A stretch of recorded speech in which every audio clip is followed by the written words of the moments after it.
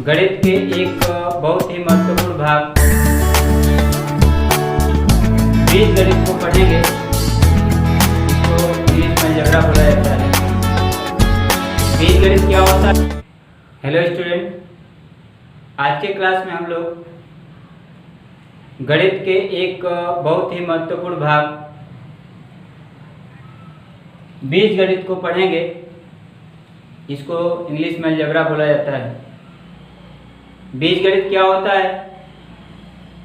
बीज गणित गणित का वह भाग है जिसमें बीजीय व्यंजकों का अध्ययन किया जाता है। आइए हम लोग जान लेते हैं बीजीय व्यंजक क्या होता है। जो यहाँ लिखा गया अलजेब्रिक एक्सप्रेशन बीजीय व्यंजक।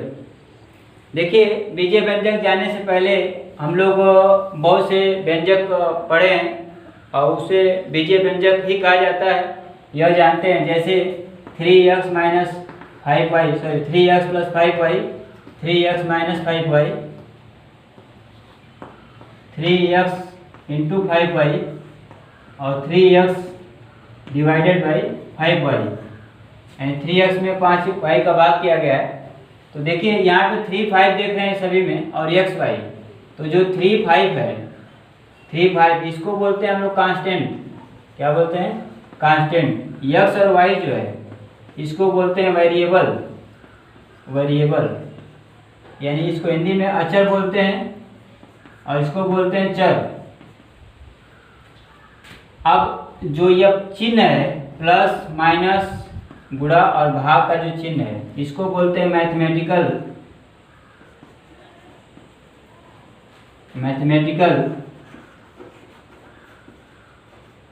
ऑपरेटर। ये मैथमेटिकल ऑपरेटर है। तो देखिए, अचर, चर और मैथमेटिकल ऑपरेटर, जिसको आप पहले से जानते हैं कि प्लस माइनस गुणा भाग एक चिन्ह होता है, इन चिन्हों के साथ अचर और चर राशियों को संयुक्त करके लिख दिया जाए, यानी एक साथ लिख दिया जाए, तो जो व्यंजक प्राप्त होगा वह सब बीजीय व्यंजक होगा। अर्थात ये देख रहे हैं सब बीजीय व्यंजक है। ठीक है, इसमें यह x y चर है, 3 और 5 अचर है, ये प्लस चिन्ह है, यहाँ माइनस चिन्ह है, ये गुणा का वहाँ भाग का है, तो यह सब बीजीय व्यंजक होगा। अर्थात बीजीय व्यंजक क्या हो गया?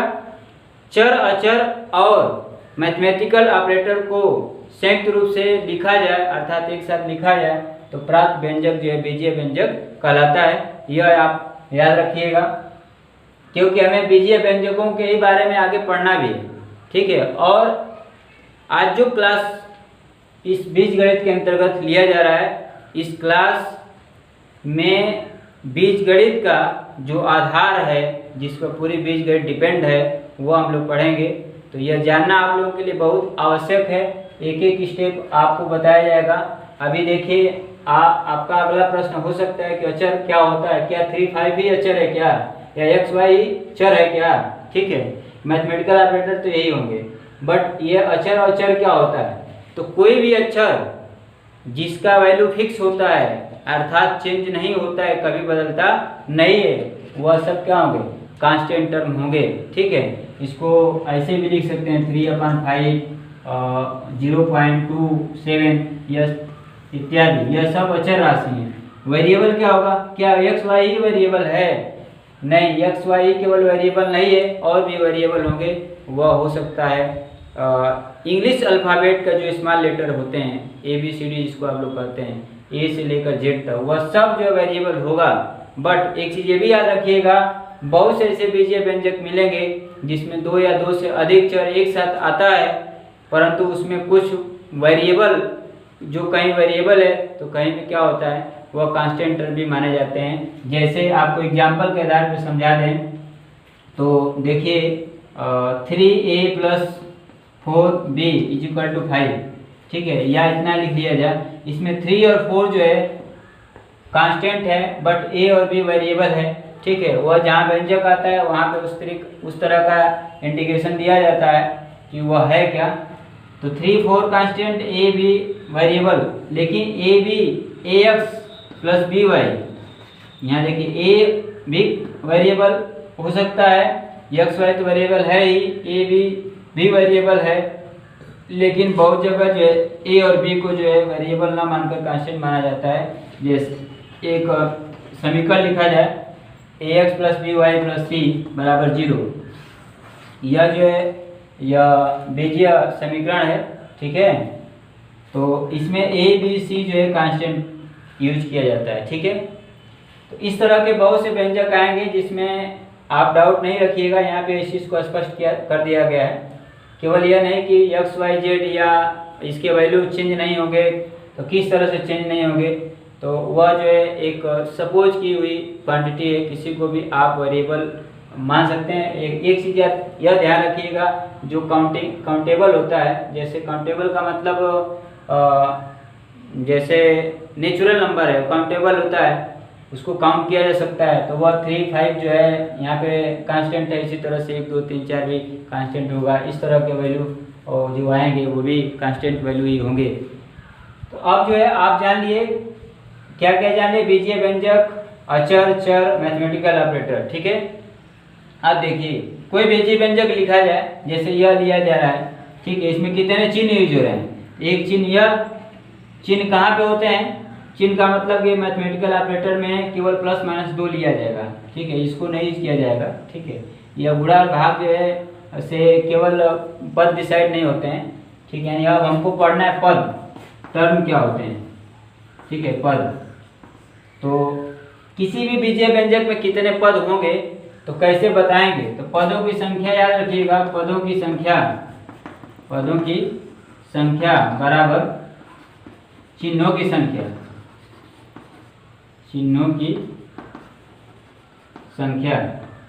जितने पद होंगे उतने चिन्ह होंगे, ठीक है। तो चिन्हों की संख्या से हम पदों की संख्या बता सकते हैं। देखिए यहाँ पे देखिए चिन्ह कहाँ होगा, व्यंजक के पहले, तो एक यह व्यंजक है, इससे पहले प्लस, यहाँ भी प्लस है, यहाँ भी देखिए प्लस है, ठीक है। इसी तरह से मान लीजिए 3x² y minus 9/2 X Y Z, देखिए यह इसमें कितने पद हैं, एक चिन्ह यहाँ प्लस या माइनस, तो प्लस माइनस चिन्हों के साथ बीजीय व्यंजकों को लिखा जाएगा। तो उसमें जो है जितने प्लस माइनस यानी चिन्ह होंगे उतने पद होंगे। तो यहाँ प्लस है माइनस यानी 2 चिन्ह है, तो कितने पद होंगे, चिन्हों की संख्या 2, तो 2 पद होंगे, ठीक है। इस व्यंजक को द्विपदीय बाइनोमियल अलजेब्रिक एक्सप्रेशन बोला जाएगा, द्विपदीय बीजीय व्यंजक बोला जाएगा, ठीक है। अभी जैसे मान लीजिए 3ab लिख दिया जाए तो केवल इसमें एक ही चिन्ह है, ठीक है, यहाँ प्लस या माइनस हो सकता है, तो यह एक ही चिन्ह है, तो इसको जो है मोनोमियल अलजेब्रिक एक्सप्रेशन अर्थात एक पदीय बीजीय व्यंजक बोलेंगे। ऐसे ही ट्राइनोमियल अलजेब्रिक एक्सप्रेशन होता है जिसमें चिन्हों की संख्या 3 होगी, जैसे यहाँ पे 1 2 3, ये त्रिपदीय बीजीय व्यंजक है, ठीक है। तो आप जान लिए कि पद क्या होता है, ठीक है। और इसको इसके आधार पे जो है व्यंजकों का वर्गीकरण कर दिया गया है, ठीक। पद जो है वेरिएबल जो आते हैं, वेरिएबल के आधार पे पदों का, जैसे चिन्हों के आधार पे पदों का वर्गीकरण किया गया है, उसी तरह से जो है बीजीय व्यंजकों का वर्गीकरण कर दिया गया। उसी तरह से जो है वेरिएबल के आधार पे पद को 2 भागों में बांटा गया है, सजातीय पद और विजातीय पद, ठीक है, यानी लाइक टर्म्स और अनलाइक टर्म्स। तो लाइक और अनलाइक टर्म्स कैसे डिसाइड करेंगे, लाइक मतलब एक जैसा, अनलाइक मतलब अलग अलग प्रकार का या भिन्न भिन्न प्रकार का होता है। जैसे आप एक उदाहरण लेते हैं, किसी विद्यालय में सभी स्टूडेंट्स जो है ड्रेस पहन के आते हैं, उसमें जो है जो जितने ड्रेस पहने होंगे वह सब सजाती होंगे, एक उसमें विदाउट ड्रेस का होगा तो वह उन बच्चों के साथ जो है विजातीय होगा, ठीक है। तो यहाँ पे आप क्या कहेंगे, वेरिएबल किसी पद में जो चर यूज होता है, लिखा गया होता है, वह चर जो है समान उच्चारण रखेगा, यानी एक जैसा उच्चारण होगा तो सजातीय होगा, और अलग अलग उच्चारण रखेगा तो विजातीय होगा। जैसे 3/2 x² y 5x² y minus 9x² y, उच्चारण कैसा हो रहा है, सभी पदों में x² y x² y x² y, ठीक है, एक जैसा उच्चारण हो रहा है, तो यह तीनों पद क्या होंगे, सजातीय होंगे, ठीक है, तीनों पद सजातीय होंगे। यह भी आपको बता दें, जब बीजीय व्यंजक का जोड़ घटाना जब पढ़ेंगे तो जोड़ घटाने में यह सजातीय पदों का उपयोग होगा। सजातीय पदों को ही जोड़ा घटाया जा सकता है, विजातीय पद कदापि जुड़ता घटता नहीं है। जैसे जैसे 3 और 5 है, दोनों कांस्टेंट है यानी सजाती हैं, तो यह 8 हो जाएगा। ठीक है, x प्लस x है तो यह 2x हो जाएगा, लेकिन x प्लस वाई है तो यह हमेशा x प्लस वाई ही लिखा जाएगा, न कि ये जुड़ पाएगा। क्यों? क्योंकि x और y यह उच्चारण कैसा है, अलग है। तो x square Y x square Y x square Y ये सजाते हो जाएंगे, लेकिन यही जो है इसी अचर के साथ कांस्टेंट टर्म के साथ लिखा जाए x square Y 5 x square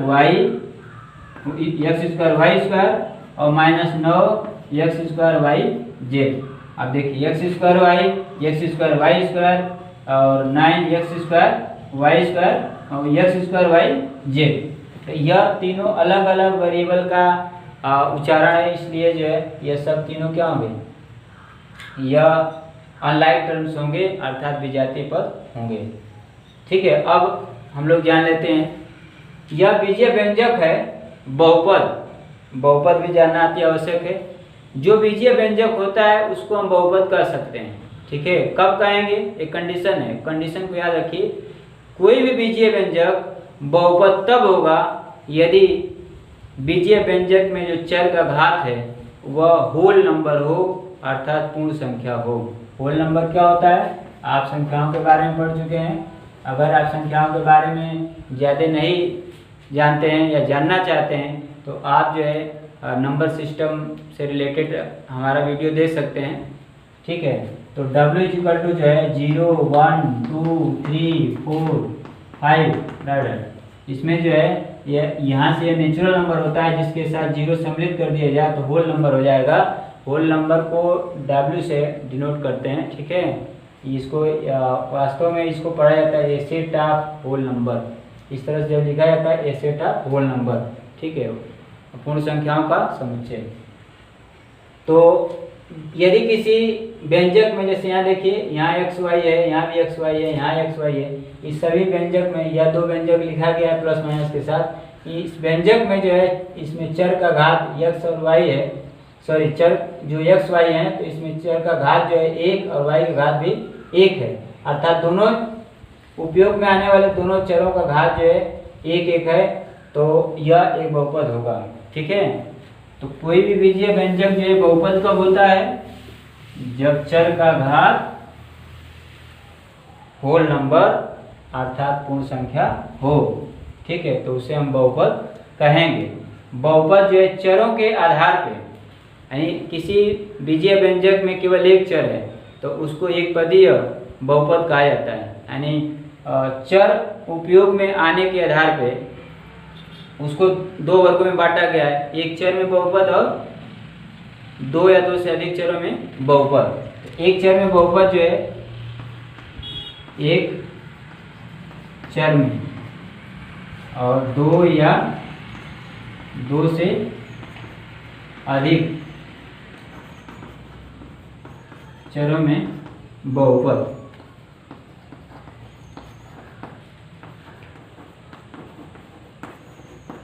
जैसे देखिए a x square plus b x plus c, x square plus b x plus c, यहाँ केवल एक ही वेरिएबल एक्स यूज हुआ है, यहाँ एक्स का 0 लिख सकते हैं, इसका वैल्यू क्या होता है 1।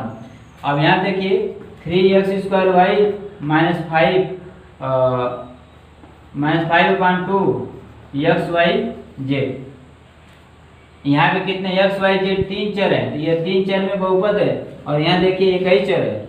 तो इस तरह से जो है आगे जाएंगे आप 9th और 10th क्लास में। ठीक है, या आपको 6, 7, 8 क्लास में भी जो है बहुपद के जब बारे में पढ़ेंगे तो एक चर में बहुपद पढ़ सकते हैं या दो चर में पढ़ सकते हैं, उससे अधिक ज़्यादातर नहीं यूज होता है। ठीक है, बट यहाँ पे बीजीय व्यंजकों में सभी का जोड़ घटाना पड़ेंगे तो कोई भी चर यूज हो सकता है, चाहे जितना भी चर यूज होना है हो सकता है। तो अब आप जान लीजिए कि बहुपद को जो है चर के आधार पे दो वर्गों में डिवाइड किया गया, फिर बहुपद को जो है पदों के आधार पर डिवाइड किया गया। ठीक है, बहुपद को पदों के आधार पर डिवाइड किया गया, यानी जितने चिन्ह होंगे उतने पद होते हैं। तो पदों के आधार पे अगर एक चिन्ह है तो एक पदीय बहुपद, दो चिन्ह है तो द्विपदीय बहुपद, तीन चिन्ह है तो त्रिपदीय बहुपद। जैसे यहाँ देखिए 1 2 3, इसमें कितने चिन्ह है 3, ये कौन सा बहुपद होगा, त्रिपदीय बहुपद। केवल एक्स स्क्वायर लिखा गया होता तो इसमें केवल एक चिन्ह है, तो यह होता है एक पदीय बहुपद। ax स्क्वायर प्लस bx लिख दिया गया होता, केवल ये दोनों पद लिखे गए होते, तो इसमें केवल दो चिन्ह है, इसलिए द्विपदीय बहुपद होगा। ठीक है, और ये त्रिपदीय बहुपद है। इसी तरह से जो है बहुपद के घात, ठीक है, आप एक चीज जान लीजिए, बहुपद का घात क्या होता है। तो किसी भी बीजीय व्यंजक या बहुपद में चर का अधिकतम घात बहुपद का घात कहलाता है। जैसे इसमें देखिए, यहाँ x घात 0, यहाँ x घात 1 और यहाँ x घात क्या है 2। इस बीजीय व्यंजक में चर का अधिकतम घात कितना है 2। तो इस पूरे बहुपद का, ठीक है, घात क्या हो जाएगा 2 हो जाएगा। अर्थात इस बहुपद का घात 2 है, तो इसको हम बोलेंगे द्विघात बहुपद। ठीक है, इसके आधार पर बहुपद का वर्गीकरण किया गया है। अगर ax प्लस b है, यानी चर का अधिकतम घात 1 है, तो इसको बोलते हैं एक घातीय या रेखीय बहुपद। इसमें चर का अधिकतम घात 2 है, तो यह क्या हो जाएगा द्विघात बहुपद। इसी तरह से मान लीजिए ax cube plus bx square plus cx plus d, ये लिख दिया गया, तो यह एक बहुपद है। इसमें देखिए याद रखिएगा ए बी सी डी, यहाँ पे जो है सभी व्यंजक लिखे हैं, ए बी सी डी सब कांस्टेंट टर्म है, जबकि इसको variable A B C D जो है वेरिएबल भी आता है, इसको भी पहले बताया गया है। तो यहाँ पे ए बी सी डी जो है कांस्टेंट टर्म है, इसमें ए बी कांस्टेंट है, ठीक है, इसमें ए बी सी कांस्टेंट है, तो यक्स जो है वेरिएबल है। तो इसमें जो चर का जो घात है, अधिकतम घात 1 है, तो 1 है तो रैखिक होगा। इसमें चर का अधिकतम घात कितना है, यहाँ 3 2 1, यहाँ नहीं है, तो x घात क्या मानेंगे 0। तो x घात 0, इसका वैल्यू 1 हो जाता है, तो कोई इफेक्ट नहीं होगा। तो इसमें चर का अधिकतम घात कितना है 3, अर्थात यह कौन सा बहुपद होगा त्रिघातीय बहुपद होगा। ठीक है, पद कितने हैं 1 2 3 4, तो त्रिघातीय और चतुर्पदीय बहुपद है। यह देखिए रैखिक द्विपदीय बहुपद, यह द्विघात त्रिपदीय बहुपद, द्विघात भी है और 3 पद भी है, यह भी द्विघात है। ठीक है, ये भी द्विघात है। तो द्विघातीय एकपदीय बहुपद है, यह द्विघातीय द्विपदीय बहुपद है। ठीक है, दोनों को एक साथ लिख सकते हैं। तो यह था बहुपद। और आप जो है 6th 7th 8th क्लास के स्टूडेंट हैं, यदि 9th क्लास, ये सबके लिए यह लागू होगा। 9th क्लास के जो लोग हैं 10th क्लास में हैं, वो भी बहुपद जानना जरूरी है। ठीक है, तो यह ध्यान रखिएगा। 9th क्लास के अगर कोई स्टूडेंट है तो वह बहुपद से रिलेटेड अपनी बहुपद जो चैप्टर है उसमें, और उसमें पहला प्रश्नावली वो हल कर सकता है इसके आधार पे। ठीक है, पहले प्रश्नावली में क्या क्या आता है, बहुपद छांटिए, बहुपद क्या होगा, तो उसमें बहुपद में चर का अधिकतम घात, चर का घात जो है होल नंबर चेक कर लीजिएगा, यह है तो बहुपद होगा, अगर यह नहीं है तो बहुपद नहीं होगा। दूसरी चीज, इसके अलावा 0 1 2 3 4 5 भी रहेगा। इसके अलावा अगर जैसे 0 1 और 2 के बीच में 1/2 आ जाता है, 0.5 आ जाता है, तो नहीं होगा।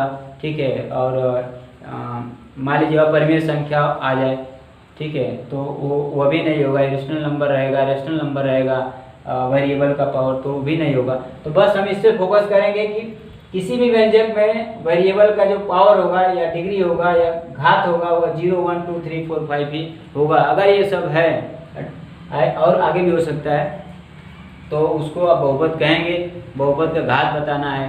ठीक है, फिर उसमें एक पदीय द्विपदीय त्रिपदीय व्यंजक छांटना है। तो इस तरह से जो है उसमें प्रश्न रहेगा, आप कर सकते हैं। एक इसमें लास्ट जो अलजबरा का जो बुनियादी हिस्सा है वह एक है, वह है गुणांक। आइए उसको भी जान लेते हैं हम लोग। गुणांक क्या होता है, गुणांक, इसको हम तोड़ कर लिखे हैं तो गुणा धनांक। ठीक है, तो किसी भी व्यंजक में, ठीक है, किसी भी व्यंजक में किसी एक अक्षर का या प्रतीक का गुणांक अगर बताना है, तो उसमें उसके साथ जितने अंकों का गुणा हुआ है, गुणा धनांक, यानी जिन अंकों का गुणा होता है वह क्या होता है, गुणांक होता है। जैसे -2/5 x² y z, ये लिख दिया गया। ठीक है, इसमें क्या क्या पूछा जा सकता है। एक चीज ये भी याद रखिए, गुणांक को जो है 2 हिस्सा में बांटा गया है। ठीक है, एक जो है वेरिएबल को अलग कर दिया जाता है और एक जो है कांस्टेंट को अलग कर दिया जाता है। ठीक है, तो इसको न्यूमेरिकल कोएफिशिएंट बोलते हैं, इसको वेरिएबल कोएफिशिएंट बोलते हैं, माने संख्यात्मक गुणांक और वेरिएबल चर के रूप में गुणांक। तो ये दो तरह का गुणांक होता है। लेकिन इसके बावजूद भी अगर किसी का गुणांक पूछे, जैसे मान लीजिए एक्स स्क्वायर का गुणांक आपको बताना है कि -2/5x² yz में एक्स स्क्वायर का गुणांक क्या होगा, ठीक है, किसी का पूछा जा सकता है। एक्स स्क्वायर का गुणांक, y का गुणांक, z का गुणांक, ये सब लिखा जा सकता है। तो देखिए एक्स स्क्वायर के साथ किसका गुणा है, जिसका गुणांक पूछेगा, एक्स स्क्वायर का गुणांक तो गुणा धन अंक, तो किस अंकों का गुणा है, तो y z और -2/5, तो -2/5 yz का गुणा है, तो -2/5 yz ही एक्स स्क्वायर का गुणांक हो जाएगा।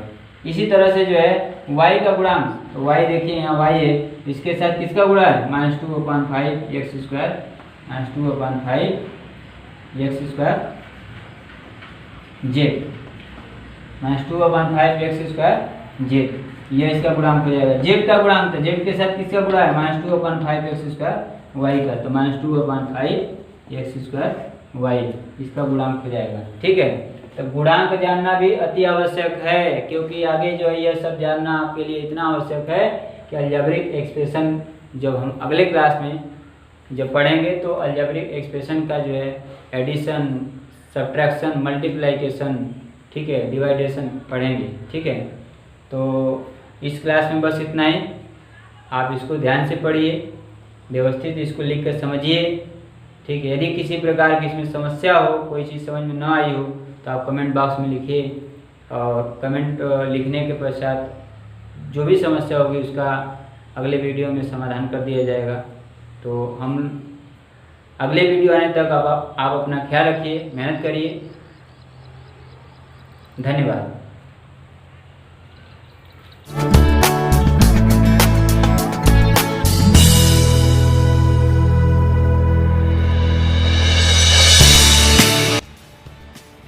हेलो स्टूडेंट, पिछले क्लास में हम लोग बीजगणित का बेसिक टर्म पढ़े।